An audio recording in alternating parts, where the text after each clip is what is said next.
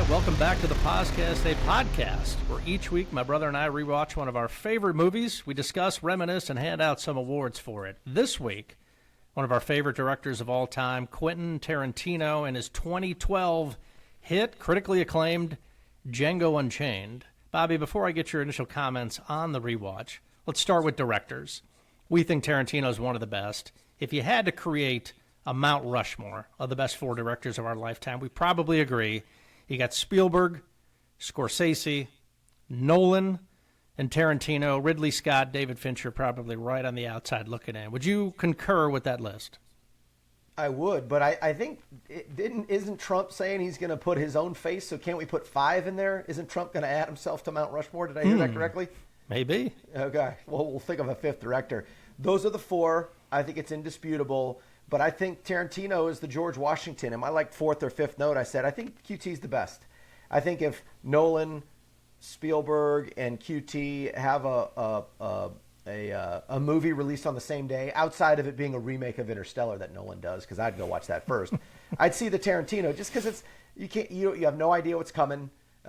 It's very, very original. How he doesn't win original screenplay for every movie that he does, I don't know. There's some pretty funny awards here when we go, like the Indiana Film Festival. What they thought was your best original screenplay is kind of funny, and you're going to love North Carolina's. But yeah, he's really, really good. I was excited to watch it. I know it was long, which it was, and I was on a flight, so I was glad it was long. But man, what an incredible director, what an incredible movie Django is. Yeah, definitely unique. My only complaint about Tarantino is just the lack of movies that he puts out. I mean, this thing is 13 years ago, and in that time, only 2 movies that he's made. Hateful Eight, which is okay. I could probably take it or leave it. Once Upon a Time in Hollywood, which is really good, on our list. We'll cover it at some point. Just not a ton. Does he just not need the money, Bob? Is he the one guy on earth that just doesn't need more money? I don't think those words have ever been uttered. I just don't need the money. We could go have our socialism, capitalism debate. I mean, there's probably such a thing as enough money. I'm not positive one person needs $200 billion. I'm all for it. I don't want to curb it, but probably that's a little, not too much is the wrong word, but no. He will do more if the money's right. And he's still relatively young. I should have looked this up. How old is Tarantino? Do you know? I think 60-something. I think I looked it up. So that might, he might be done. I mean, I didn't realize he was that old. But yeah, it's a lot. Hateful Eight, I would give it another shot. I rewatched it about a year or so ago. It's better than you remember. I like it more than you do, and I love Once Upon a Time in Hollywood, and I cannot wait for his next movie. Well, it's not his next movie, but you just brought up Once Upon a Time in Hollywood. This is breaking news, Bob. David Fincher and Brad Pitt are going to collaborate again like they did on Seven. The movie they got coming out, Bob, is a bit of a sequel. I know we don't like those, but it's the continuing adventures of Cliff Booth. Are you lining up to go see this thing? And it's not Tarantino? No. It's David Fincher? Fincher, Pitt, The Adventures of Cliff Booth is Brad Pitt's character in Once Upon a Time in Hollywood. So it's his continuing adventures. It's like a fixer in Hollywood. That's got to be something, right? That's not true. That's fake news. That's fake news. I'll watch it, but that's fake news. You can't. No, that's not true. It has to have Tarantino's blessing. Well, it probably does. I mean, I'm sure those guys are boys, right? They're on the Mount Rushmore-ish. No. It's like LeBron and Jordan hanging out. They're not doing that. That's not happening. All right, let's get in to Django. Bob, give me your Django. You did a good job. You did pretty good good. Job. Django. All right, your initial thoughts on the rewatch. I'll admit, I probably haven't seen this movie more than 3 times. So this was kind of like going back and seeing it for the first time. What were your thoughts? I would say that's right for me. Even though I love it, I don't think I've... One, it's very long, so it's tough to just throw it on and watch it. And it was a very tough watch this time. Meaning, so obviously the backdrop of this movie is really the N-word. And just how shocking it is. So I think the reason Tarantino did it, and I don't think this is what he has said, is 1, that's the way they talked. 2, he wanted to create such vileness around that word. And it is a terrible word. That's not me being wow, look how virtuous I am. It's a terrible word. But there's some words in the English language that you just can't say, whether you're joking with your buddies or not because of some social rules. It's just a vile, vile word. And it's shocking that it's used so much. It's shocking that it's used in the way it is. But if his goal ultimately is to, we'll talk about the scene where the raid and the bags and the eyes and they're just goofball dummies, you know what I mean? Just like kind of anybody who's doing something silly. But if the goal was, hey, this was just an awful, awful time and an awful way of thinking, and this word really encapsulates all the just disgustingness of that word and that time, it is more impactful now than it is today. It was uncomfortable to watch. The slavery scenes were uncomfortable. It's almost like the first time you watch, you're like, oh, this is Tarantino, this is Pulp Fiction, it's cool. And you're like, ooh. And then now I'm watching, I'm like, geez, this is rough. This is a really, really tough rewatch. And again, I'm not saying because I'm so virtuous and so above all this. Did you feel the same way? It was like, man, this is a little rough. And like, I am going to gush over Leo's performance, but most of what he's doing is just disgusting. It's kind of a strange feeling rewatching it.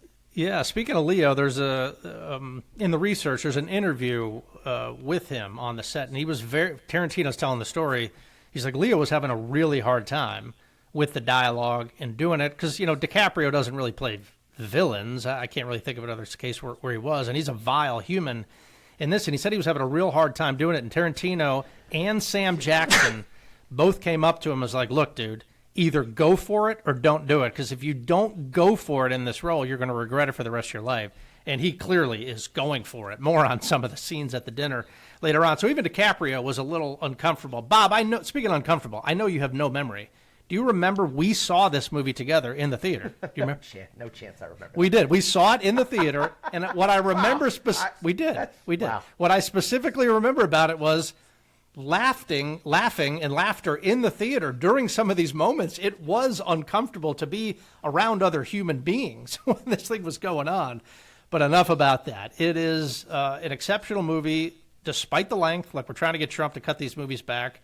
Tarantino's probably the one guy, or Nolan, where I'll be like, all right, do it, because it's definitely entertaining throughout. You got a great cast. You mentioned Leo. You got Jamie Foxx. It was originally supposed to be Will Smith, Bob, in the Django role. Hold on, Mark. Second. Before we move on from that, how is Tarantino really the only person to avoid getting canceled?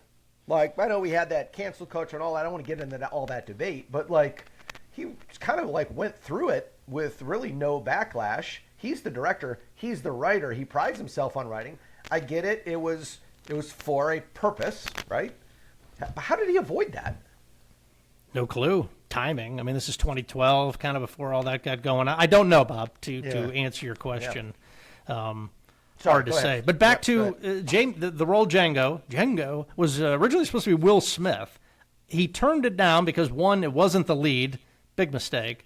And two, he had some other commitment that he was going for. I think they nailed it with Jamie Foxx. It's always hard to go do these what-if types of things, but I don't know that this works with Will Smith. He's almost like too big, imposing of a character. You kind of needed Jamie Foxx in that role, right? Yeah, he's kind of too goofy. I don't think I would have believed it as much. There's a clip from Jamie Foxx talking about this movie, and Jamie Foxx gets on the set for the first couple days, and Tarantino brings him to the side and say, listen, man, like, stop with the smooth.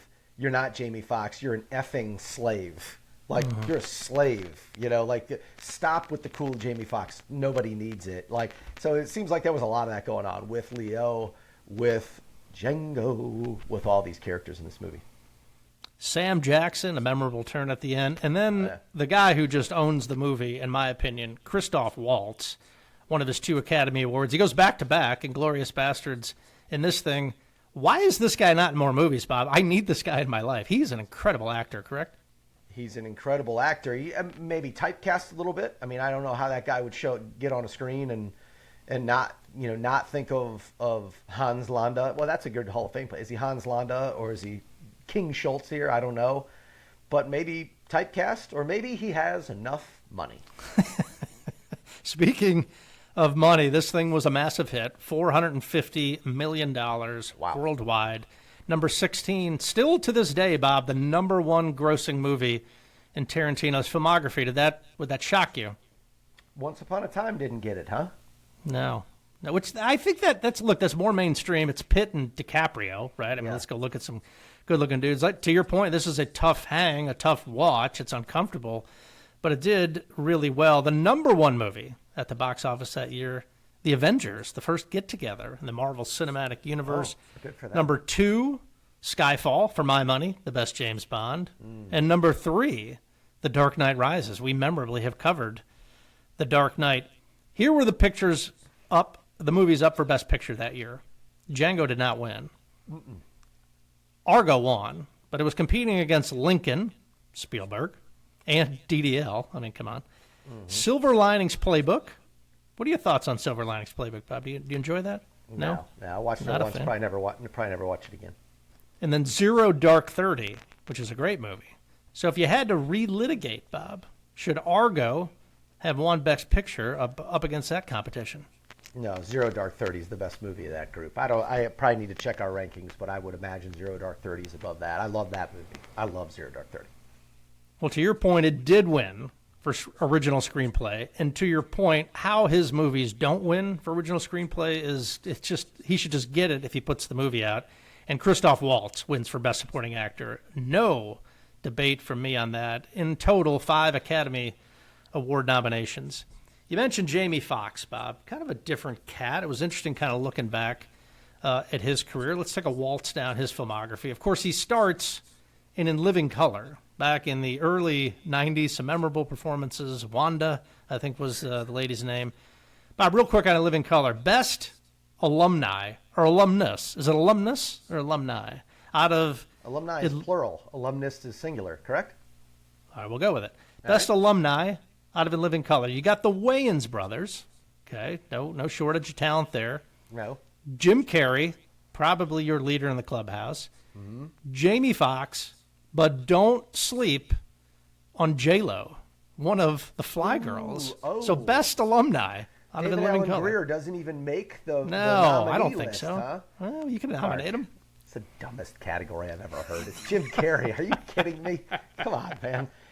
You're trying to wade in my pool, and you just drown. Come on, man. Come on. All right. Well, he makes his break from TV like a lot of comedic actors do. He's in Any Given Sunday, a memorable Al Pacino speech. Football on the Mind. The NFL draft happened last night. 01, he's a trainer in Ali, speaking of Will Smith, who won the Academy Award.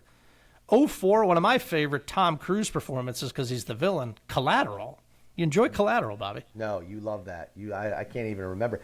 I can't even remember what I did yesterday, so I don't remember that movie. Check it out.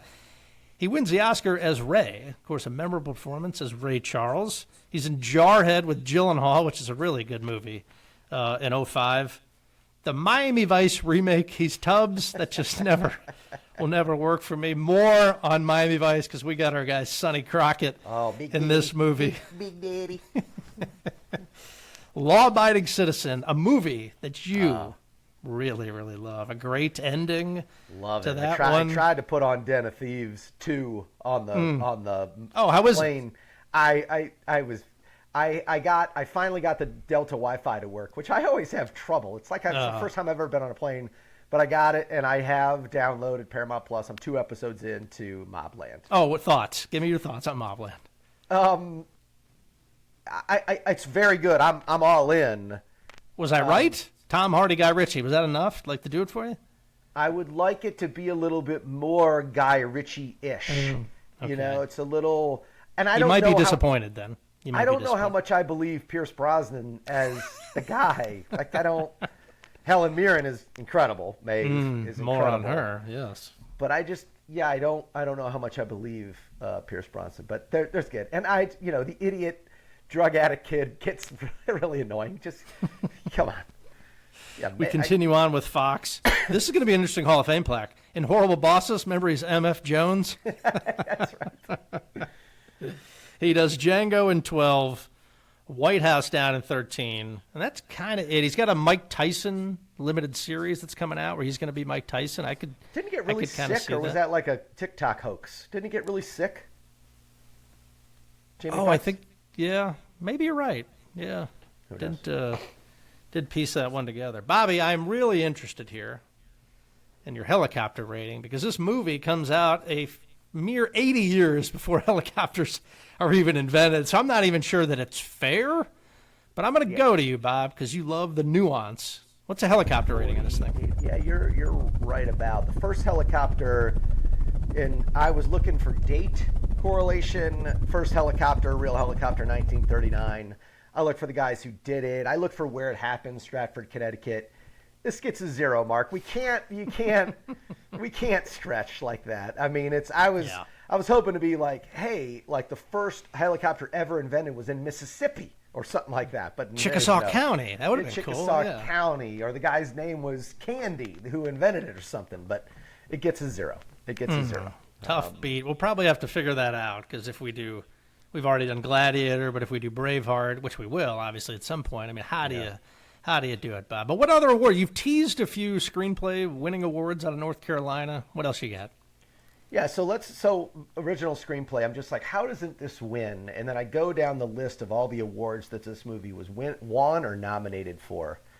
And the first one, the Indiana Film Critics Association says that it was a nominee for original screenplay. So I said, well, golly, what could have won? Safety Not Guaranteed is the title of the movie that won that. Now, there was, like, The Master was out there, Zero Dark 30, those are original screenplays. Although I don't know how Zero Dark 30 is an original screenplay. But do you know what movie won for Best Original Screenplay from the North Carolina Film Critics Award? Silver Linings Playbook. A film by the name of Looper won.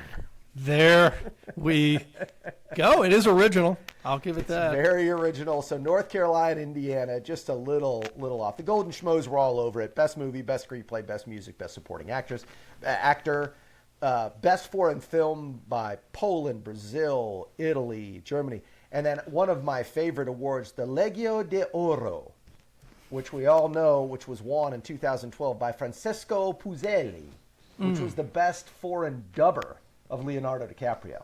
So he dubbed Leo's character better than anyone in Italy that year, which is great. Here's another one. So all deaf movie awards. So Russell Simmons in the Oscars So White, there was this period where Oscars are so white and this and that. He created the all deaf movie awards. And Christoph Waltz in this movie was given the award. Now, this is all retroactive. It's like there was only one of the awards, from what I could tell. It's kind of like it wasn't a spoof, but it was like, hey, we're going to do this once. The most helpful white person, King Schultz. And I'm like, it's the same year that Lincoln came out. Wasn't Abraham Lincoln has to be in the running. He at least had to be nominated for that, right? Jeez. Yeah, exactly. Leonardo DiCaprio, any clue on one of the performances that he based Monsieur Candy on? Doc Holliday. Oh, which is rest in peace, Val Kilmer. The cadence of it, kind of his walk and his talk and things like that. So, yeah, that's all I got there on. I got one. So we're watching this and I'm like, I've got some questions about the music, and I was like, does Tarantino ever use a composer, or is it always just take it? So it turns out he doesn't. He did in The Hateful Eight, and he just absolutely hated the composer and the process of it and everything. He just doesn't have, his John Edwards or his Hans Zimmer or anything like that. He's always picking and choosing where these songs come from. So, pretty cool.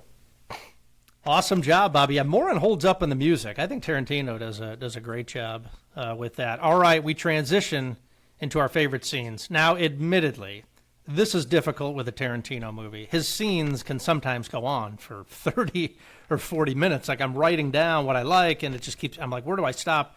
Where do I end? But I have a good 6 or 7 moments that I really enjoyed out of this movie. Tarantino, I think, is probably the best when it comes to really cool scenes and dialogue. But what'd you go with, Bob? What was your favorite part of this movie? Of Django? Okay, well, I'll give you my favorite, and then we'll talk about some of the honorable mentions. And it's again, it's hard to be like, man, what an awesome scene when such terrible things are being said. But it is the negotiation over Eskimo Joe around the dinner table that turns into Cotton Ball, Samuel L. Jackson pulling him aside. They know each other. Then he gets old Ben's skull, leads to the whole confrontation of him calling him out. Leonardo DiCaprio is so good. Famously, that's real blood. He slams his hand on the table, cuts it, keeps going, which kind of just fascinated everybody in there, and everybody stayed in character. Kerry Washington, I don't think that's his blood going on Kerry Washington's face because they. It's not. I looked into that. It's not. But the grabbing of her face with the blood on it, not in script, and it's kind of very similar to Anne Hathaway. Dawson's Creek, Joey from Dawson's Creek in Dark Knight when Ledger grabs her. No, sorry. Who's Gyllenhaal? Sorry. Gyllenhaal in The Dark Knight when the Joker's grabbing her face. She's kind of looking away at the director, trying to be like, hey, should I keep this going? I'm kind of scared. Similar story to Kerry Washington, was just like blown away by what Leo was doing, but just all the acting, the tension of it. That's the best scene. It's just difficult because it's a disgusting scene for sure. Totally. Yeah, that is right up there. The Leo breaking his, cutting his hand, I think is legendary at this point. I think if I had to go with another, because I agree with you. I do think the Leo speech, that whole thing at the dinner table is probably the best.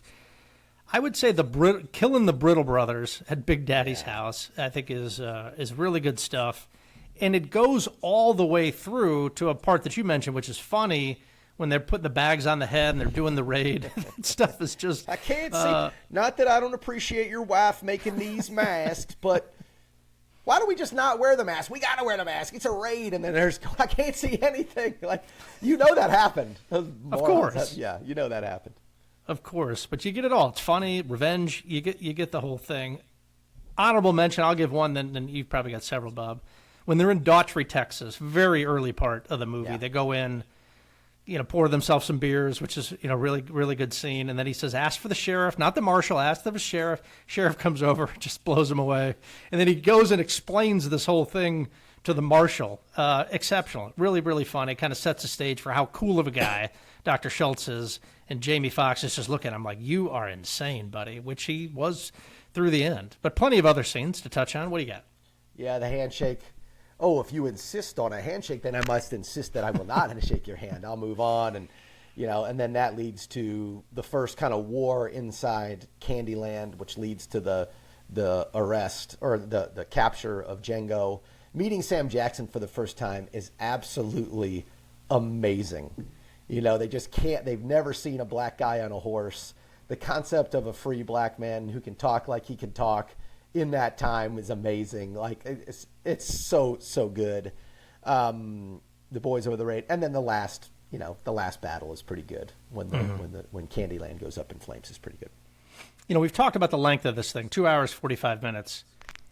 I thought in my memory of going back and rewatching it, it was like, okay, when they go to Candyland, that's it. When they were going there, I looked at it, I think there was like an hour left. I'm like, are they really at Candyland for an hour? I had forgotten about the whole thing with the Australian guys, Quentin Tarantino, who, by the way, heavy back in 2012. Tarantino looked huge in that scene, didn't he? Huge, heavy, really heavy. That's what happens when you got a lot of money, Coach. I guess so. I did like the scene, when he escapes with the Australian. That whole dialogue is really, really funny with the dynamite. But I think that's probably a part. Like if you had to cut out 15 or 20 minutes, you could probably just have stayed at Candyland and done the whole thing. Anything else? I mean, other than the very, very first scene of the movie is really good. A great way to introduce how cool the Schultz guy is and how expert he is with a rifle. But any other ones? No, I think that's it. That's all I had. Quotes, I don't really have anything. There's only one. Maybe you do. The funniest thing, I think, is when they're killing the Brittle Brothers.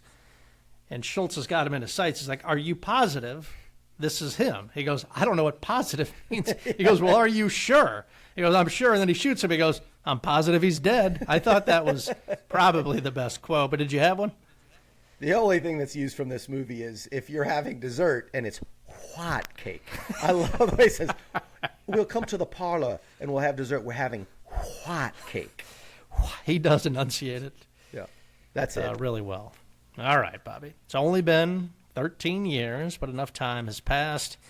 What holds up? I'll just kick us off, and I think you mentioned it at the top.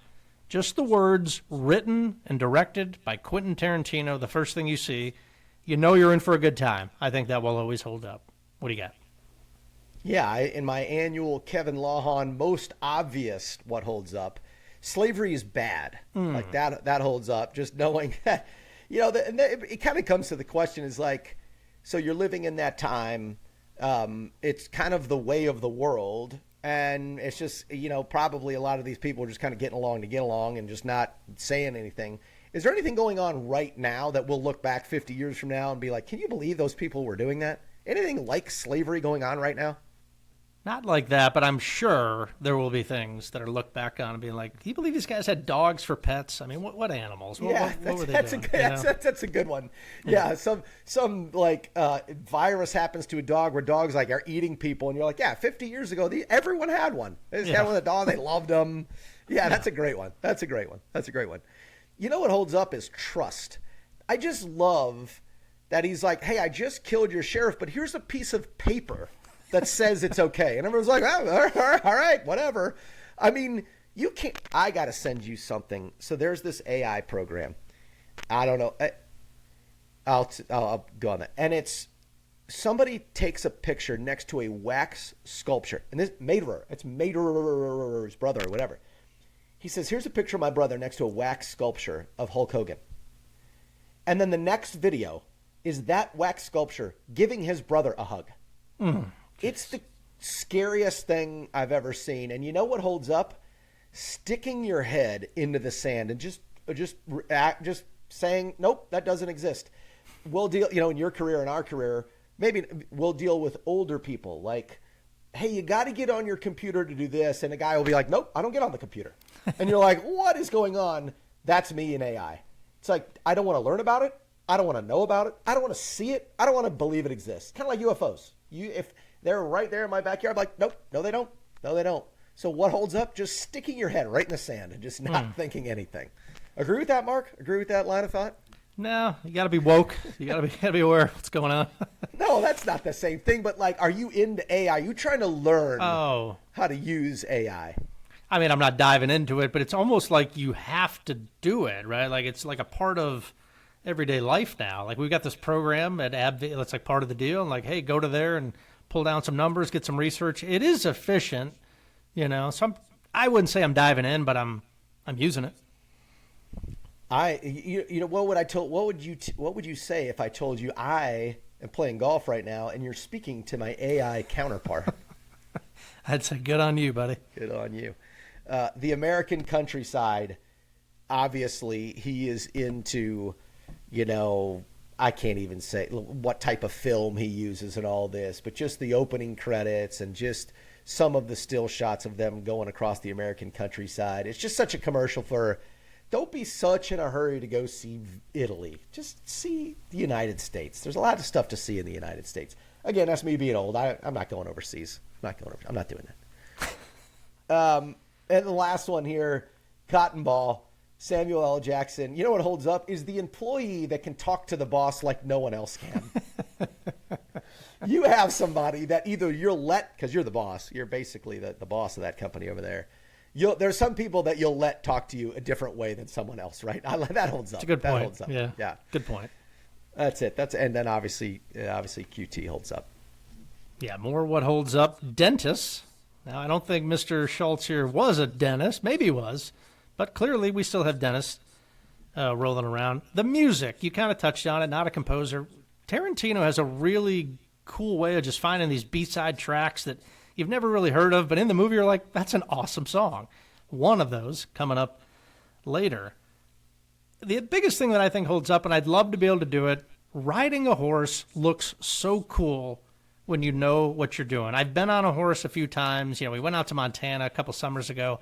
It's just, I'm so uncomfortable. I must look awful. You know how I think, like what my golf swing looks like in my head is way worse than what it really is. I know the way I look on a horse. I can vouch for that. Your golf exactly. swing. I don't know how you hit it so well, actually.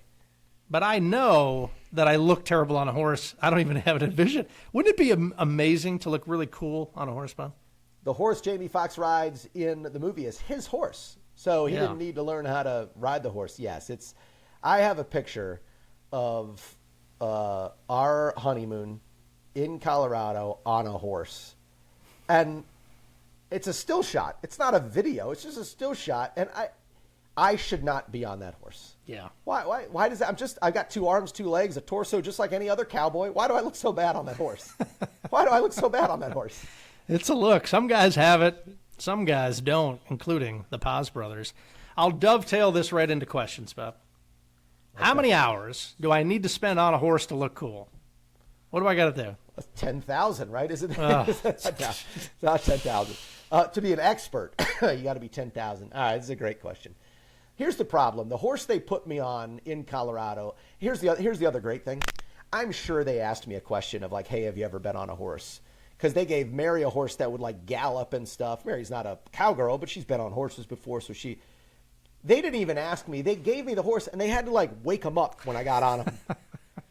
He has been on this trail for just years. I mean, there was nothing like, if the cliff fell out, we would have just walked right over it because he was just used to taking this thing. So let's say one horse ride, you can take about a half hour. So a half hour, take you a couple years, carry the one. There's an exponent in there, I think. I'd say you got to be on that thing for 1.6 million hours before you look cool on it. Does that math check? I wrote it down for some reason, like I'm going to follow through on that. But thank you, because I would like to look better on a horse. All right, I kicked it off, Bobby. What do you got? What questions do you have? Okay. So do you like the use of the same actors by the same directors, like Samuel L. Jackson? Old Man Kirakan was in Hateful Eight. Mike Madsen, Tim Roth. Do you like that when you see a certain movie of a certain director, you're going to see Cillian Murphy in this next movie of Nolan? Do you like that? I do. I love it. In fact, I was disappointed Michael Caine. No, that's Nolan. What was I thinking? Nolan. I love, yeah, to your point, Nolan, Michael Caine's in there. He's the old guy who's going to explain things. I think it's great, like that you just have these guys and know how to work together. And he gets really good performances out of people. So I think that's cool. I agree. I agree. So how does Quentin Tarantino pick a song and it just always work? Like, how does he do that? How does he know what song to pick? It's incredible. I think it's an unbelievable gift how he does it. Because you're right. Like, it's just... These are not mainstream songs. He puts it in. It's the perfect spot. The dialogue of the song makes sense to what you're watching. It's a gift. I don't know how he does it. Should we bring back bounty hunters? I'm sure they exist. I'm sure they're back. You think they do? That's not what I asked. Do you think we should bring back bounty hunters? Like in like a legal fashion? Like, hey, this is like a profession? Hey, this guy's on the FBI's top 20 wanted list. I guess maybe there is, like, because they give, like, they do that to, like, you go to Iraq and you're looking for some Al-Qaeda guy and they're like, hey, there's $1 million reward for information. What if they just let that loose to every, American? Like, hey, there's a $10 million bounty on Osama bin Laden when he's alive. And then you just got like Chuck and Joe going over to Iraq to try to get this $10 million. Yeah, that's probably not good. There needs to be some sort of clearinghouse. Like you just can't become an agent. You got to go through the clearinghouse. You need a clearinghouse for bounty hunters. Yeah, well, I mean, it's the same like the known traveler number. Like you just go to something and they run your credit report or whatever they look at. I don't know. I'd love to. Have you ever seen the report? So when you went and got your known traveler number and they got to look it up, what does that report say about Mark Pozanek? What's on that report? I don't know. They're probably looking up fingerprints, seeing if you've ever been arrested. Who knows? Good question. Yeah, I understand. So Django just happens to be an incredible shot. Is this just he's a savant at it, or did he use guns before he was a slave? He just happens to be the greatest shot since Doc Holliday? You're sniffing around my question. So stormtroopers we've litigated on this podcast are the worst shots in the history of movie. I propose to you, Bob, Dr. Schultz and Django are the greatest marksmen in the history of cinema, correct? Well, you're playing checkers, I'm playing chess. I've got a Hall of Fame plaque of best shot in a movie. I mean, Mark, come on. Jeez. They're exceptional, Bob. I don't know how he must have had some aptitude, and then Schultz kind of taught him the ways. I guess so. Are we sure straws existed in 1858? He orders a Bohemian, pearl diver candy, and he's drinking out of a straw. Are we sure straws existed back then? What would they be made of? They wouldn't be made of paper like we're doing it these days. Well, we know the straw existed because There Will Be Blood was that was probably after that. Yeah, those straws, timeless. You think there was straw? That was a thing. There was a straw. I don't think straws existed back then. Huh. Hold on one second. You can edit this out. I mean, there was hay. I mean, hay is almost like the precursor to straw. Probably just poke a hole in the hay, suck it out of there, like a coconut. You have no idea what you're talking about. Bamboo existed. That was the first straw. Yeah, come on. Bamboo probably straws back in William Wallace's day. Okay. All right. This is great. I typed in, when were straws invented? The earliest straws, like those found in Sumerian tombs, date back to 3000 BC. So there were straws. There were straws. Yeah. Oh, that was a bad question on your part, apparently. Yeah. Absolutely terrible question. And Django gives up at the end of so that there's the handshake. Candy's dead. Then there's the first shootout in the Candy Mansion. He's under the piano. They got his wife. They got Brunhilde. And he surrenders. They don't let him live. I know they need to don't let him live. It's just kind of silly that they would let him live. Silly they wouldn't torture him. Cut off his man parts so he can go work as a slave in a rock quarry. Really weird choice by Tarantino. Like I'm like, are we serious? I forgot how he got out of there alive. Are we serious? Did you think the same thing? Totally agree. It's almost as if Tarantino had the scene with the Australians that he had to kind of fit in there with him in the movie because it makes no sense. The whole thing at Candyland is where it should have ended. I don't think you needed this other 15 or 20 minutes. Yeah, agreed. So, if Tarantino is listening, horrible job in Django Unchained in the last 20 minutes. All right, you danced around a couple of my other questions, Bob. Just one final one.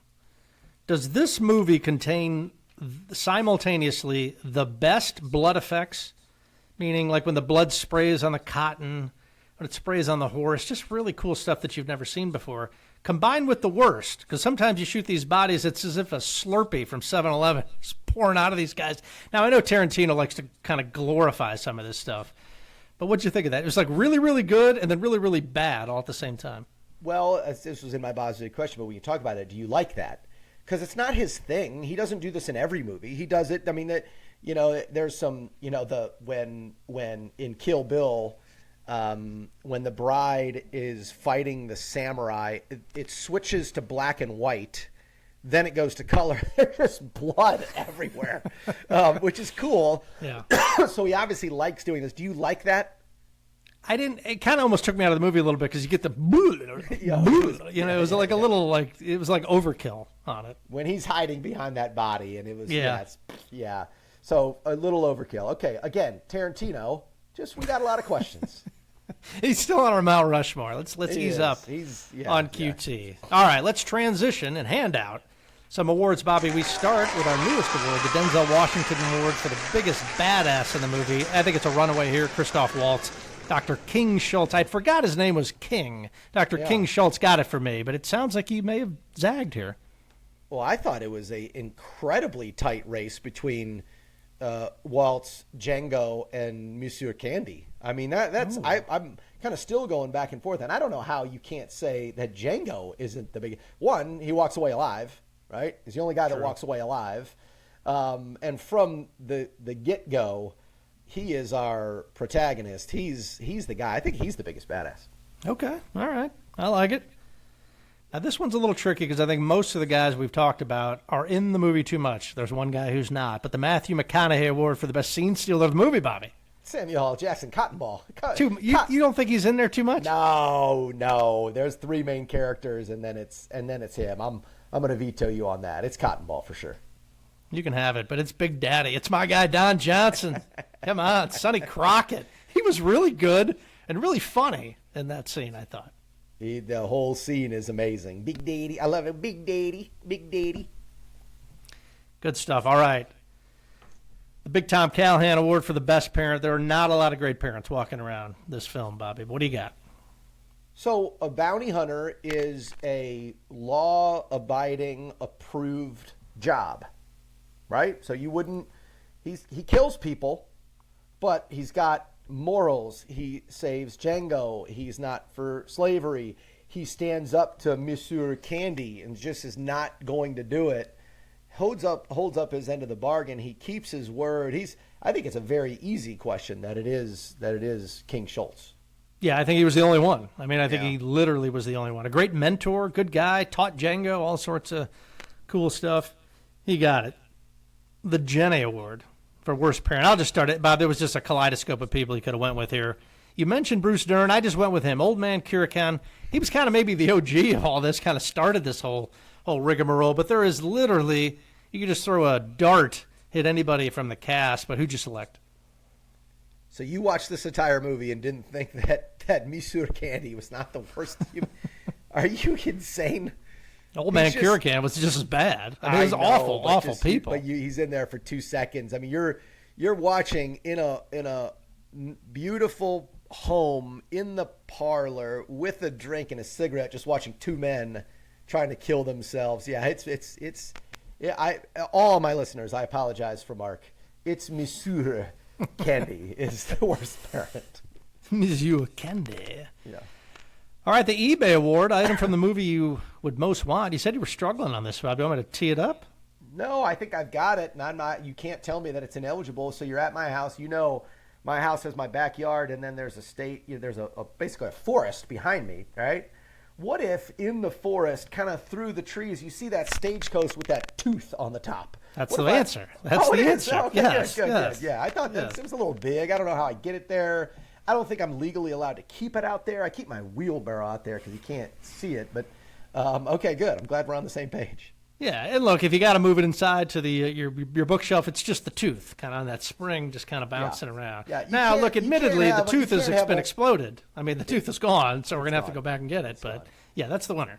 Well, after some of your comments earlier, I thought you were going to have old Ben's skull, and I think that's a little much. That's a little much. Yeah, apparently that's a woman's skull. I read that in the research. So Quentin Tarantino again, like a real skull. I don't think it's a real skull, correct? I don't know, but they just said that would be the skull of a woman. Somehow, you could tell. Which you want to talk about things that they're going to wonder what we were doing? That'll be one of them. Like, how did these people confuse the fact a man, a woman? I mean, the skull, literally. We'll just tell them. A movie filled with horrible, bad decisions by so many people, Bobby. But what would get the Terrence Howard Award for the worst decision? Well, I think there's two. One, I think you just shake the guy's hand and you leave. I mean, you probably just do that. I mean, it leads to a lot of really, really bad things. A little prideful. Listen, you got caught. You did lie, right? The business dealings were a farce. He called you on it. He's letting you out. Like, Mr. Candy, if he's as bad, probably just kills Schultz and Django, right? So He lets you out because he likes money. Just shake the guy's hand. But ultimately, for everybody in the movie except Django, is you don't let Django leave that house. You just kill him. I'd almost forgotten that he died. Did you remember that he died at the? I mean, I could see it coming, obviously, there at the end, but I forgot he died. Who died? Schultz. Oh no, because he shoots Candy. That's not gonna fly. Yeah, no, I'd forgotten that part. Yeah, bad decision because they were out of there. But were. Apparently, did you do the factor there? How much was $12,000? I mean, that clearly was just an obscene amount of money. Well, it didn't make any sense because it didn't make any sense. That's a great question. No, I didn't do the math. I won't bog us down by looking that up. But it's a lot of money. But he bought Old Joe for $500, and Old Joe is a good fighter. Like, he got 3 fights out of Old Joe, and he won all 3 fights. So why $12,000 for a good fighter? Now, I know I know Mr. Candy is driving a hard bargain, and he's a bad business or a quote unquote good businessman. So, yeah, those numbers didn't make sense. Well, clearly a lot of money. All right, Bobby. And King Schultz knows that if he shoots Candy, probably no one's getting out alive. So why would he do that? He didn't want to shake the hand of a guy he did not care for. Oh, he did not. He did not. Well, let's do it. It's time in Django for Bob's big question. When I do it, it just gets covered up by the noise. So nobody knows. I'll try to time it up. One of my Bob's big questions, how are you on a horse?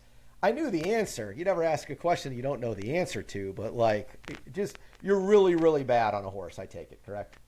I just feel incredibly uncomfortable. I feel like I have no control over the animal, and it always shocks me how high up in the air you are when you get up there. It's staggering. But I would love to be able to look good and control that thing. But again, I'm putting no effort into it. It's like I'd like to be a better putter. How much time do I spend practicing putting? I don't. Right. You haven't played for a couple months. It's been cold. You get out there, you hit a bad shot. You're like, I can't believe I hit a bad shot. Yeah. Well, yeah, it's pretty obvious. All right. Here's the thing. Worst estimation in my podcasting history. I think my estimation on Apple stock being worth $17 billion in this day and age was a bad one. I did the math. I think I multiplied one or two times too long. Or me thinking straws weren't invented when they were invented in the 4th century BC. Or were there any others? Were there any other estimations that I've been really, really bad at? Yeah, I think the straw will go down in infamy because you really, really, really missed on that one. It just looked like a really modern straw in 1858.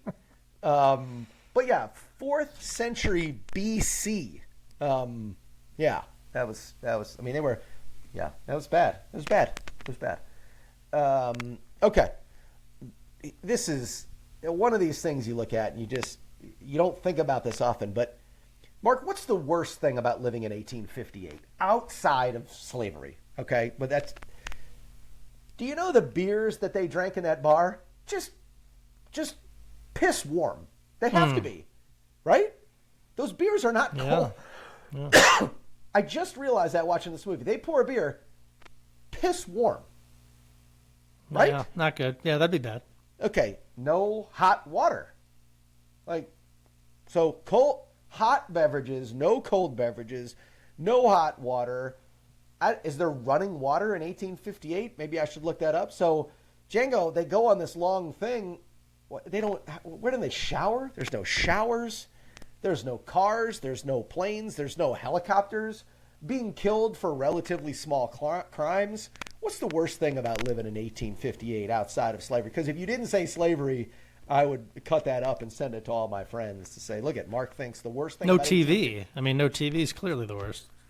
No TV is the worst out of all of them. Even worse than having slavery around. Oh, I thought you said that was without question. I know. I'm kidding. All right. Yeah, but Mark, did you just think when they poured those beers, it was a nice, cold, refreshing beer they were drinking? Yeah, it didn't dawn on me. It looked cold and refreshing, but you're right. Yeah, it did. Hot. Has anybody ever called you Big Daddy? Seriously? No.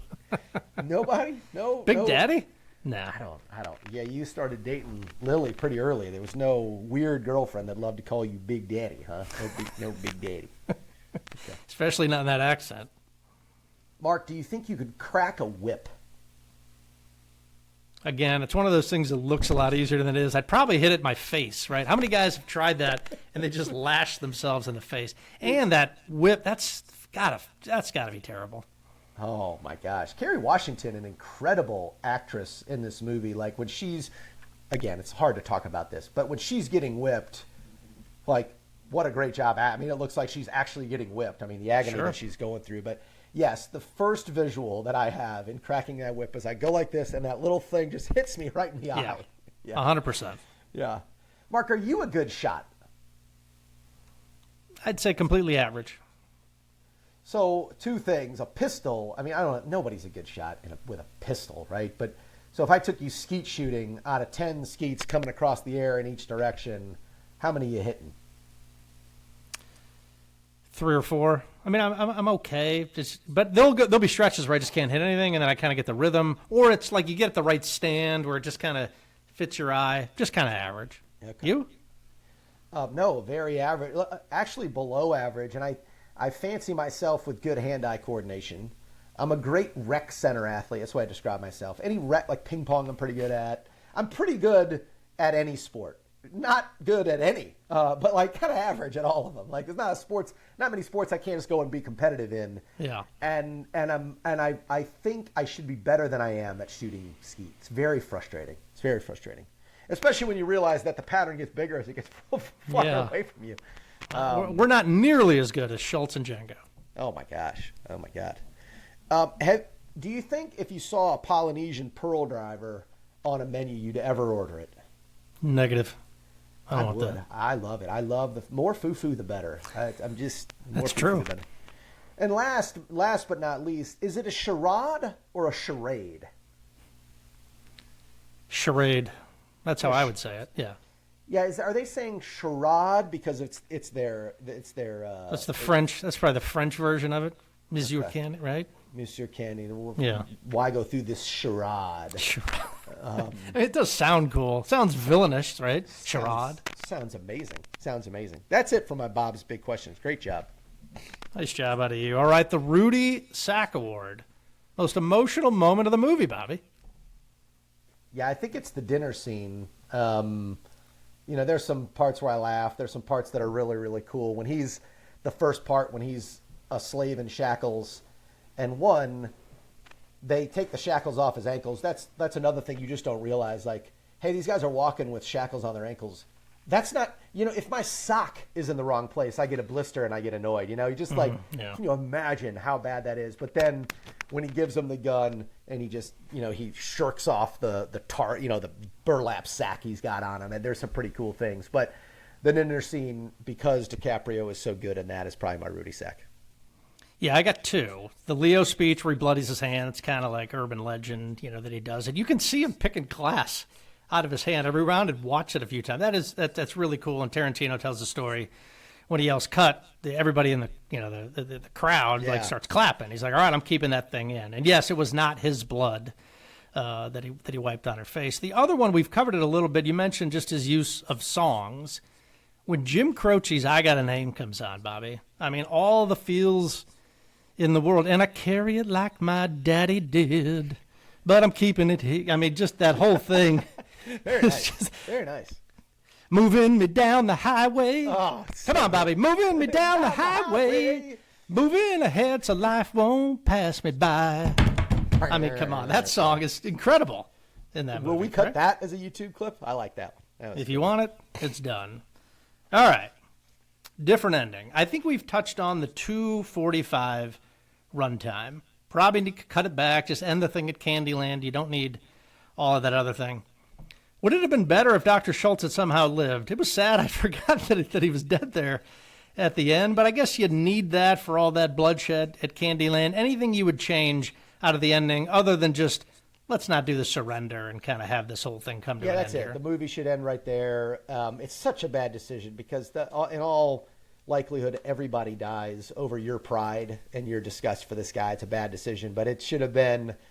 I like the dynamite. I like blowing it up, walking away with the dynamite. Her on the horse at the end is cool. So you probably don't get that if it ends with that shootout. But yeah, it's just a little too much. I do like when Django gets on that horse bareback and he grabs the mane of the horse and he gets on there, and the slave that he didn't like and they didn't like each other just has that little smile. It's pretty cool. It's pretty good. So you miss some of that, but I think it's just a touch too long. Yeah, how about that horse dancing at the very, very end? What is that? So like doing that? That's his horse, right? So I guess he's got some. I guess so. Got some stuff. All right, Hall of Fame plaques. Let's start with Tarantino. Now we've done Pulp Fiction, which to me is just kind of what I think of. It kind of made him and all of that, Bobby. But where do you go? I don't remember what you picked on Pulp. I mean, look, Reservoir Dogs and Glorious Bastards, which I think is my favorite of all these. Django, really good. Once Upon a Time in Hollywood. Is it just Pulp, though, what you think of? I think it's Pulp. It has to be. I know we ranked him, and I'd have to go back and look at my notes there. I know Pulp was not my favorite Tarantino movie, But that's Tarantino. Even though it's not his first, that's Tarantino. We don't need to do Don Johnson. He is Sonny Crockett, if ever there was a guy. Or Big Daddy. Big Daddy. Yes, Big Daddy. Big Daddy. Sam Jackson. Is he Jules from Pulp? Nick Fury? Or the Capital One commercials? He's Jules, man. What do you think of Jules, right? He's Jules. Yeah, he's Jules. Christoph Waltz. Great actor. Two-horse race. I give Hans Landa the nod over Dr. King Schultz, primarily because I don't know that I could have told you what his character's name was in Django. Knew he was really good, but I'll never forget Hans Landa. You? I think it's Hans Landa. Leonardo DiCaprio, Monsieur Candy, a villain, a great turn at it. Inception, Departed, can't wait to do that one, Bobby. Wolf of Wall Street, his turn as Jordan Belfort is very memorable. Titanic, a young Jack who kind of makes him. I think I said this the last time, the Great Gatsby meme, with him just kind of handing you the martini, is what I think of. What comes to mind? Gosh, what did I say last time? I got to keep these written down, and I'm trying to close my eyes and think of what I think of with Leonardo DiCaprio.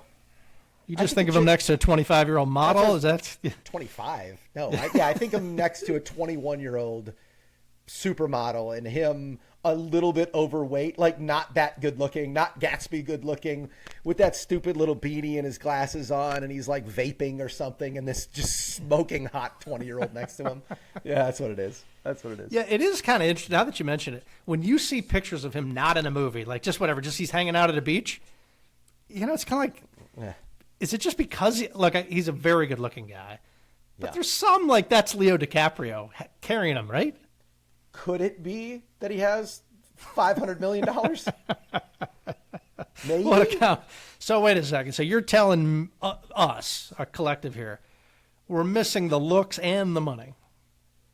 Yes. And the fame? Yes. Yeah, that's right. That's right. It's kind of like our dad used to say, the only thing his golf game was missing was distance and accuracy. That's on his Hall of Fame plaque. That might be his greatest line his of all greatest time. line. There's that great meme with the picture of Tom Brady at the Combine, where he just looks like a homeless guy. And then a picture of Tom Brady now, and it just says, you aren't good look. It's not that you're not good looking. You just don't have money. Yep, that's it. We close the Hall of Fame plaques with Jamie Foxx. Just what a great job there. Academy Award winner for Ray. I don't think of him as that. I really like Collateral that you mentioned. He's a cab driver in that movie. You think of him as a living color character or Django? I found this to be tough, Bob. What do you think of? Django. Yeah, me too. I think of him as Django for sure. Me too. I think it's his best. How about that first outfit he picks out? that blue velvet suit with the thing. It's so good.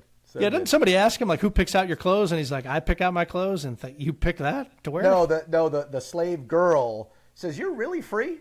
And you chose to dress like that? Excellent. What Hall of Fame plaques you got, Bobby? All right, best name or word that starts with the letters DJ. You've got Django, Jelba, Jave, Jalmatisse, Genie, Juka, or DJ Johnny G. Look, in an absolute runaway, my man, DJ Johnny G. I totally agree. All right, best way to say goodbye when you're killing somebody. So keep this in mind when you got to kill somebody. Auf Wiedersehen. I mean, that's a good one. Adios. Au revoir. Hasta la vista. Arrivederci. Namaste. It's technically goodbye in Hindi. And sayonara. Just a great one. So you can use all of those. Best way to say goodbye. Auf Wiedersehen, adios, au revoir, hasta la vista, arrivederci, namaste, sayonara. I'm probably just going, should I be in that situation? Namaste. It's easiest to remember. I think I would screw up. I like Auf Wiedersehen, but I think I would say it wrong. I'd look at me funny. Something would happen. Yeah, some good ones there, though. All right, best acting by a director in his movies, okay? QT, Mel Brooks, Charlie Chaplin, Jon Favreau, Mel Gibson, Clint Eastwood, or Ben Affleck. A much bigger and better category than I thought. Yeah. Just because it's top of mind, because it might be coming up soon. Mel Gibson directed Braveheart, and William Wallace, one of the all-timers. Over Clint, huh? Clint, old Clint, get off my lawn.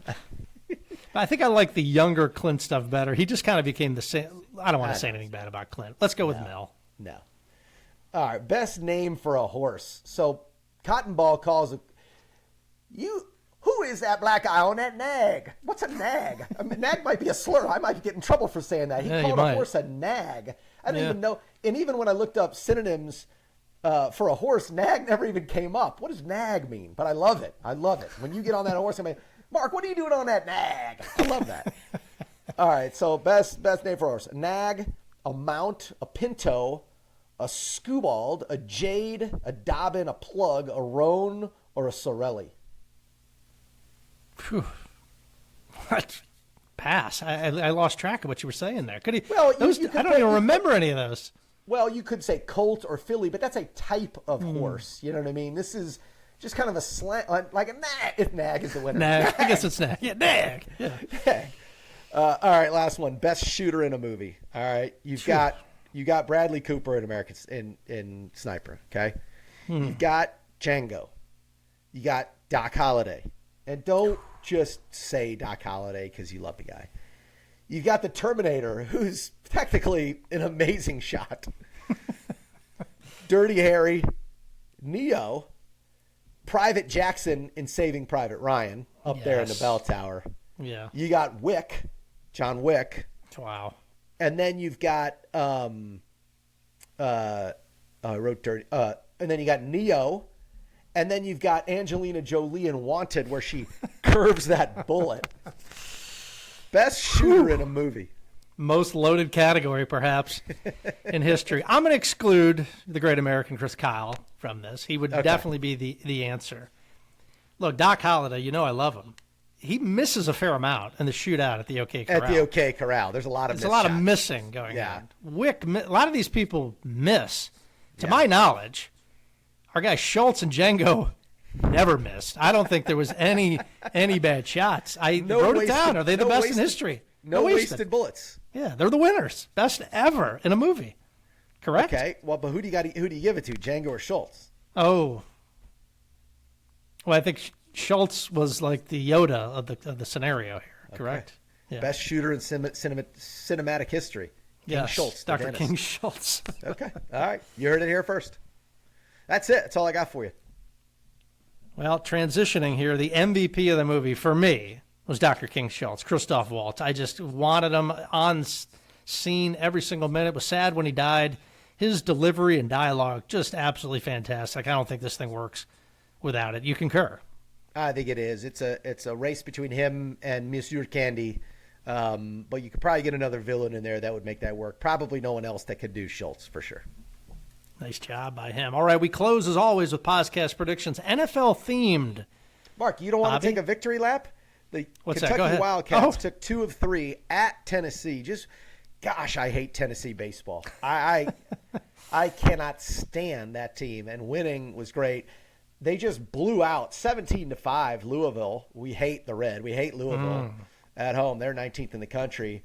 And now we got I hate to say it, a winnable series, South Carolina, who's a little down. So great job taking a lap on calling the UK series win versus the Vowels.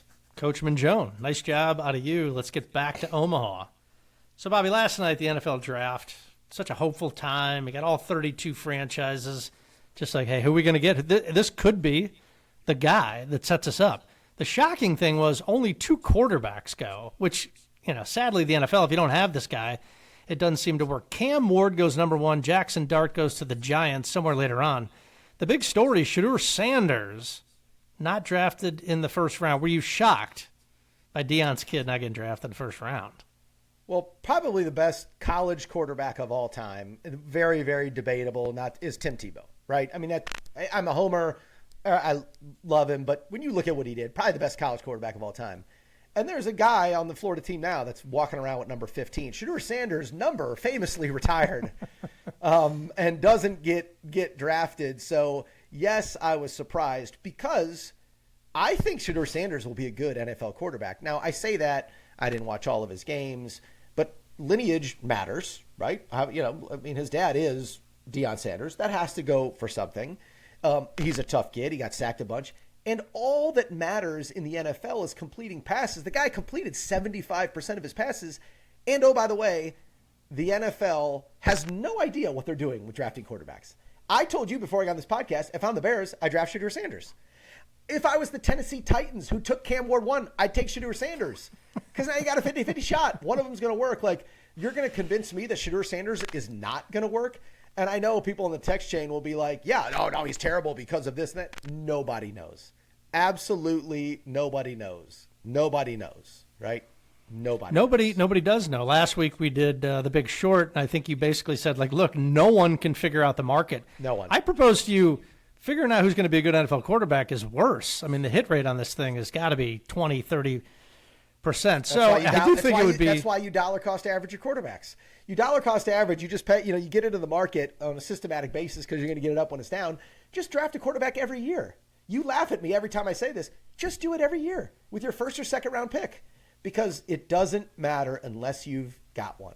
It doesn't. Look, I'm in agreement. And I think it would be the funniest thing in the history of football if the Titans, with the first pick in the second round, take Shedeur Sanders. Why not? I think it would be great. So you're on record. This was going to be the prediction I was going to ask you. You got Shedeur Sanders. You got Cam Ward. You got Jackson Dart. There'll be some other quarterbacks taken. It'll probably be better than all these guys. But of those three, who has the best NFL career? Of which three would you say? Jackson Shedeur, Dart? Cam, and Jackson Dart. Oh, this is such a dumb question. I mean, you're convinced that Cam Ward is going to be good. The guy went to Incarnate Word for 2 years, and then where'd he go after that? Some schmuck school after that, and he has one good year. Washington State, then he went to the U. I'm asking you for a prediction. Who has the best career? Shedeur Sanders. Shedeur Sanders. There it comes. And I'm always writing this down. I don't know where it goes. But Shedeur Sanders, we could check back in 5 years. Yes. And he's the best one you got. All right, Bobby. Anything else? Django, it was a fun time. I don't know if it was fun. I mean, it was a little heavy, a little thick at times. But yes, QT's the best. Enjoyed it. Until next week, it's been the Pozcast.